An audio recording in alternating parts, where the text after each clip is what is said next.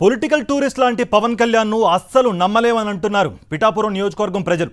తమ కష్టాలను తెలుసుకుని అండగా నిలిచే వంగ గీతకే తమ ఓటు అంటూ ముక్త కంఠంతో నినదిస్తున్నారు.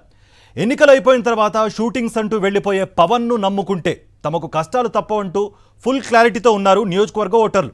5 ఏళ్లుగా జగన్ సర్కార్ అందిస్తున్న సంక్షేమ పాలన కొనసాగేలా వంగ గీతను గెలిపించుకోవాలని ఫిక్స్ అయిపోయారు.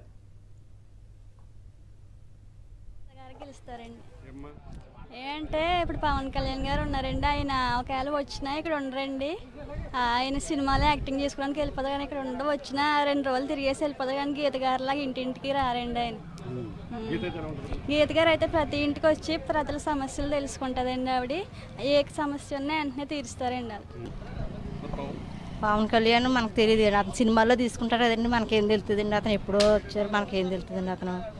అతని కోసం మాకు తెలియదండి. మా పిల్లల కోసం మా ఆయన గారు డ్రైవర్ అండి, డ్రైవర్ కూడా డబ్బులు పడ్డాయండి. దానివల్ల మేము లబ్ధి పొందాం కాబట్టి మా ఓటు మా పిల్లలు కొడుచేయండి ఓట్లు, మా ఓట్లు అన్నీ వంగ గీత గారికి వేస్తామండి. ఆయన ఎన్నో యాక్సిడెంట్ చేసుకున్నా మాకు ఎందుకండి, మాకు ఆయన కూడా మాకు అనవసరం అండి. మా ఓటు మాత్రం మేము వేసుకుంటాం, మా ఓళ్ళు కూడా మేము వేస్తామండి వంగ గీత గారికి అండి.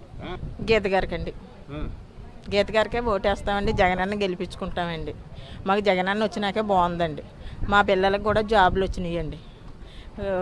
చంద్రబాబు నాయుడు అయితే మాకేమీ చేయలేదండి. ఇది చేశారని చెప్పడానికి ఏమీ లేదండి ఆయన ద్వారా. కానీ జగనన్న వచ్చినాకే మా పెద్దమ్మాయికి మా అల్లుడికి కూడా జాబులు వచ్చినాయండి. పెద్ద చదువులు చదువుకుని ఉన్నారు కానండి చంద్రబాబు నాయుడు ఏమీ జాబులు తీయలేదండి మాకు. సినిమాలో వేసినట్టు వేస్తే ఇక్కడ వచ్చేస్తారేమో అని అనుకుంటున్నారండి, కానీ ఇది సినిమా కాదండి, ఇది రాజకీయం అండి.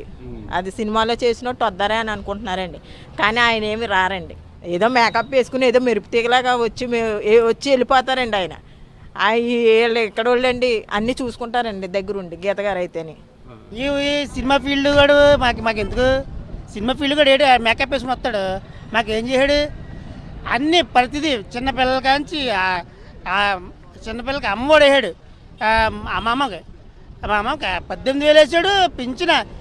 నేను ఆటోమే తీసుకెళ్ళివ్వండి మా మామని.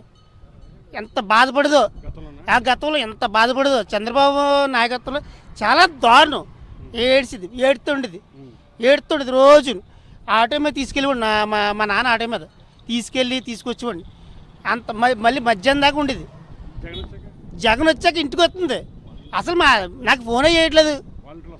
వాళ్ళ ఇంటికి చక్క ఇస్తున్నారు తెచ్చి. ఏంటి అసలు పంతొమ్మిది మాటలు మాట్లాడతాడు, ఏదైనా పనికొచ్చి మాట మాట్లాడుతాడు ఏదైనా. పవన్ కళ్యాణ్ పంతొమ్మిది అసలు మంచి పనులు చేస్తుంది. ఏదైనా అమ్మ ఇలా హాస్పిటల్ కంటే అన్ని లెటర్ రాసి ఇవ్వడము, లేకపోతే హాస్పిటల్ జాయిన్ చేయడం, లేకపోతే నేను ఫోన్ చేస్తున్నా వెళ్ళండి, అలాంటి చాలా సహకారాలు చేసిందండి మహాతల్లి. చాలా మంచిదండి. పవన్ గారు ఎప్పుడు మేము చూడలేదండి, ఆయన ఎప్పుడు చూడలేదు, కానీ సినిమాలో చూసేవాళ్ళు అంతేండి.